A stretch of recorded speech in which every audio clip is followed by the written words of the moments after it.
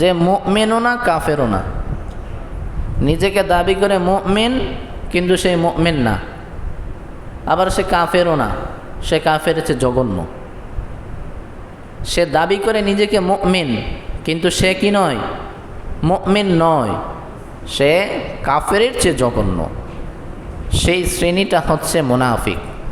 সেই শ্রেণীর নাম কি? মুনাফিক। মুনাফিকের পরিচয় দেওয়ার জন্য আল্লাহ রাব্বুল আলামিন কুরআনুল কারীমের মধ্যে একটা সূরা নাজিল করেছেন, বিশাল সূরা। দেখেন, সূরা কাফিরুন এত বড় সূরা না, ঠিক না? 27 আয়াত, ছোট ছোট 3-4 লাইন। কিন্তু সূরা মুনাফিকুন প্রায় 2-3 পেজ। এত বড় একটা সূরা নাজিল করেছেন মুনাফিকদের পরিচয় তুলে ধরার জন্য, স্পেশালি তাদের জন্য। এছাড়াও কোরআনের অসংখ্য আয়াতে তাদের পরিচয় আছে। তাহলে কাফের যে আপনার যে শত্রু, তাকে চেনা কিন্তু সহজ, এবং তার কাছেও কেউ যায় না। যায়, আগুনে হাত দিলে হাত পুড়ে যাবে, মানুষ আগুনের কাছে যায় না। কিন্তু এমন একটা জিনিস যেটাকে আমরা শত্রু মনে করি না, তার থেকে আপনার বন্ধু থেকে আপনি দোকান সম্ভাবনা বেশি, কারণ তাকে আপনি আপন মনে করেন।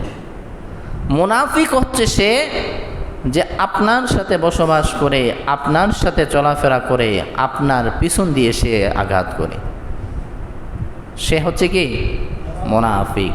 আল্লাহ তাআলা তাদের পরিচয় দেওয়ার জন্য স্পেশালি সূরাতুল মুনাফিকুন নাজিল করার পরেও সূরা বাকারা থেকে অন্যান্য অসংখ্য আয়াতের মধ্যে আল্লাহ তাআলা মুনাফিকদের পরিচয় তুলে ধরেছেন।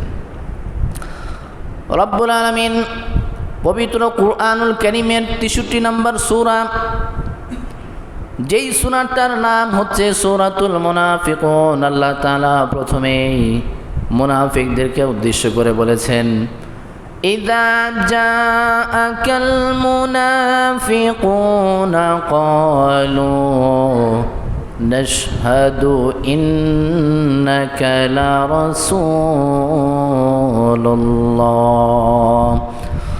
রব্বুল আলামিন বলেন, ও দুনিয়ার মানুষ, ও প্রিয় নবী আমার, আপনি শুনে রাখেন, মুনাফিকরা যখন আপনার কাছে আসবে তখন আপনার কাছে এসে বলবে, হে আল্লাহর রসুল, নিশ্চয়ই আপনি আল্লাহর পক্ষ থেকে রসুল। মুনাফিকরা আল্লাহর রসুলের কাছে এসে বলে যে আপনি আল্লাহর রসুল। আল্লাহ কি বলে শুনেন, আল্লাহ তাআলা বলতেছেন, ওয়াল্লাহু ইয়ালামু ইন্নাকা লারাসূলুহু। আল্লাহ তাআলা বলতেছেন, হে নবী আমার, মুনাফিকরা বলতে হবে না যে আপনি আমার পক্ষ থেকে রসুল, বরঞ্চ তারা আপনাকে শুধু সান্ত্বনা দেওয়ার জন্য এটা বলে, বরং আমি আল্লাহ নিজেই জানি যে আপনি আমার প্রেরিত রসুল। সুবহানাল্লাহ। এটাকে বাংলাদেশে বলে যে ফার্ম দেয় না, জানি আপনি যে আল্লাহর ওলি, মানে একজনে বলতেছে যে আপনার মতন মানুষ হয় না, আসলে সে মুখে যেটা বলতেছে সেই লোকটা তার যোগ্য না,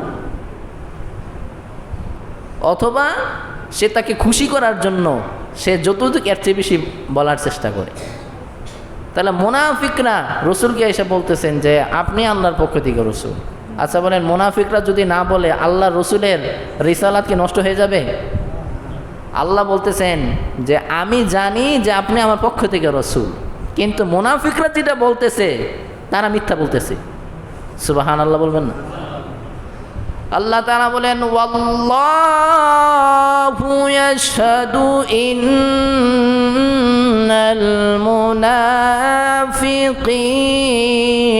লাকাযিবুন।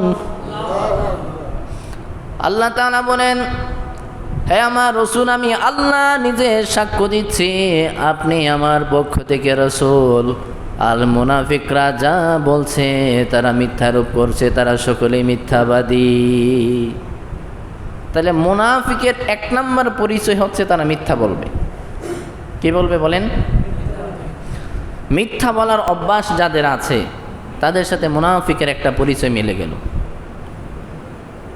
যারা মিথ্যা বলে তাদের সাথে মুনাফিকের একটা পরিচয় মিলে গিয়েছে। আল্লাহ নবীজি হাদিসের মধ্যে বলেছেন, আয়াতুল মুনাফিকি সালাসা। এক বর্ণনায় এসেছে নবীজি বলেন মুনাফিকের পরিচয় বৈশিষ্ট্য হচ্ছে তিনটা। ইযা হাদ্দাসা কাযাবা, সে যখনই কথা বলে তখনই মিথ্যা বলে। যখনই কথা বলে মিথ্যা ছাড়া সে কথা বলে না। দ্বিতীয় নম্বর তাদের বৈশিষ্ট্য হচ্ছে ওয়াইদা ওয়াদা আখলাফা। মুনাফিক যখন ওয়াদা করে তখন সে ওয়াদা ভঙ্গ করে। সে ওয়াদা দিয়ে ওয়াদা কখনো পূর্ণ করে না। যত ওয়াদা করবে সমস্ত ওয়াদার বাস্তবায়ন সে করে না।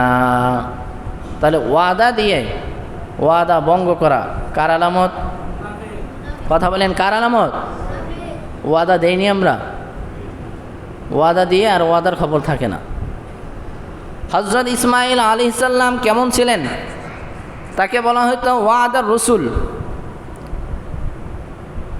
ওনার সাথে একজন লোক ওয়াদা করেছিল, আগামীকাল আপনার সাথে সাক্ষাৎ করব। ইসমাঈল আলাইহিস সালাম অপেক্ষা করলেন, সে লোকটা আসে না। এরপর দিনে অপেক্ষা করলেন। তিনি ভাবলেন মনে হয় কোনো সমস্যায় আছে অথবা তার মনে নাই। এমনভাবে হযরত ইসমাঈল আলাইহিস সালাম প্রায় 1 মাস অপেক্ষা করেছেন যে সুই লোকের সাথে যে ওয়াদা করেছি তিনি আসবেন। 1 মাস পরে গিয়ে সে লোক এসেছে, কিন্তু হযরত ইসমাঈল আলাইহিস সালাম ওয়াদা রক্ষার জন্য 1 মাস অপেক্ষা করেছিলেন। সুবহানাল্লাহ। আমরা ওয়াদা দিলে ওয়াদা ভঙ্গ করে ফেলি। ওয়াদা দিলে আমরা ওয়াদা রক্ষা করতে চাই না। নির্বাচনের আগে আমরা ওয়াদা দিই যে এই দেশ আর দেশ রাখবো না, দেশের চেহারা পাল্টাই দিব। কিন্তু দেশের চেহারা যে কি পাল্টাই দিবে এটার ব্যাখ্যার উনি বলে না। কথা ঠিকই রাখে, দেশের চেহারা ঠিকই পাল্টাই দেয়। এখন যে অবস্থা আছে এর চেয়ে আরো জঘন্য করে দেয়। কথা বলেন ঠিক কিনা? এই জন্য এমন দলকে আমরা ক্ষমতায় চাই যাদের কথার সাথে ওয়াদার মিল আছে। কথা বলেন ঠিক কিনা? এমন মানুষকে আমরা ক্ষমতা চাই না, ক্ষমতায় দেখতে চাই না যাদের ওয়াদা ঠিক থাকে না। যেই সমস্ত মানুষরা ওয়াদা ঠিক রাখে না, রাসূল বলেছেন তারা মুনাফিক। এই মুনাফিক দ্বারা যাই কিছু হোক না কেন জাতির জন্য কল্যাণ হইতে পারে না। কথা বলেন ঠিক কিনা? এই জন্য ওয়াদা রক্ষা করা। যে মানুষগুলো দেখবেন ওয়াদা ভঙ্গ করে তার থেকে সম্পর্ক বিচ্ছিন্ন করে ফেলবেন। অনেক দোকানদার থেকে অনেক ক্রেতা বলে যে কালকে টাকা দিয়ে দেব, 1 তারিখ টাকা দিয়ে দেব, কিন্তু তিনি ক্লিয়ার বলেন না কোন বছরের 1 তারিখ। ওই 1 তারিখ টাকা দিয়ে দেব, তো দোকানদার মানুষ, উনি তো বাকি দিতে হয়, উনি দিয়ে দিছে। তো এই যে কত 1 তারিখ যাইতেছে, তো সে ভাবছে যে 2041 সালের মনে হয় 1 তারিখ। দেখছেন? এখন আজকে কত তারিখ? 8 তারিখ। আজকে মালামাল নিয়ে যদি বলে যে চাচা 1 তারিখ কী করবো, টাকা দিয়ে দিব, তো দোকানদার মানুষ বলছে ঠিক আছে 1 তারিখ খুঁজলে আবার দমক দেয়, মিয়া টাকা নিয়ে কি ভাইগা গেছি কেন নাকি? আমরা কি দেশে বসবাস করি না? কথা বলেন, বলে কি না? তাহলে ওয়াদা কি ঠিক আছে? আপনি 2-1 দিন সময় বেশি নেন ওনার থেকে। আপনি যদি 15 তারিখ টাকাটা দিতে পারেন তাহলে আপনি সময় নেন যে আমি 17 তারিখ দেব, যেন 17 তারিখের আগে আপনি টাকাটা ওনাকে পরিশোধ করে দিতে পারেন। এই ওয়াদা বরখেলাফের কারণে গ্রাম অঞ্চলের কোনো দোকানদার উপরে উঠতে পারে না।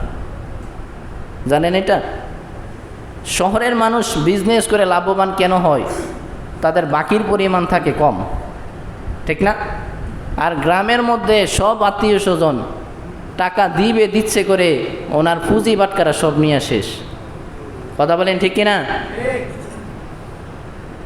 আবার এমন চালাক মানুষ বের হইছে যে এই দোকান থেকে 4-5 হাজার টাকা মনে করেন যে নিছে, এখন আর ওনার দোকান থেকে কিছু নেয় না, আবার নতুন একজন দোকানদার ধরছে। তো দোকানদার তো বেচারার জীবন তো শেষ। একটা মাল থেকে লাভ হয় কত টাকা? আপনি পুঁজি নিয়ে রেখে দিয়েছেন 2 বছর, তাহলে এই দোকানদার আর উপরে উঠতে পারবে? আপনি মুমিন না, আপনি মুনাফিক।